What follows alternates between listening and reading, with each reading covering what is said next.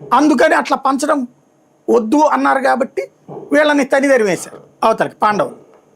అందుకు వాళ్ళందరినీ పోగేసుకుని వచ్చి వీళ్ళని దాసనం చేశారు. అదే కదా మహాభారత యుద్ధమైన భూమి యుద్ధం అన్నటువంటి. ఎక్కడైనా అంతే నడిచేటటువంటిది.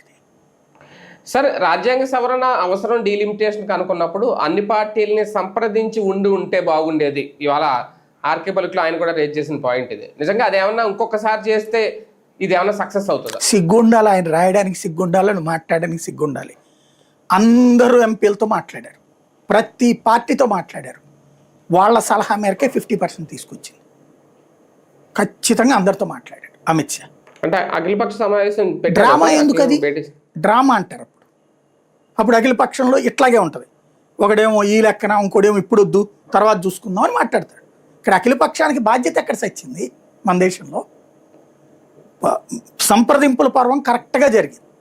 ప్రతి ఒక్క ఎంపీలకి పిలిచి, ఇదిగో అయ్యా 2011 జనాభా లెక్కల ప్రకారం అయితే మీకు ఎట్లా వస్తాయి సీట్లు, 2026 జనాభా లెక్కల ప్రకారం అయితే మీకు ఇన్ని సీట్లు వస్తాయి, జనాభా ప్రాతిపదికన అయితే ఇన్ని సీట్లు వస్తాయి, ఇంక్లూడింగ్ నార్త్ ఇండియన్ పార్టీలతో సహా అందరినీ పిలిచారు.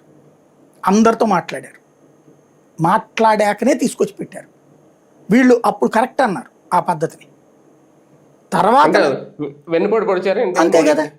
ఇప్పుడు నేను చెప్పాను కదా 3 పార్టీల ఎంపీలతో మాట్లాడాను నేను, వాళ్ళందరితో కూడా మాట్లాడాను.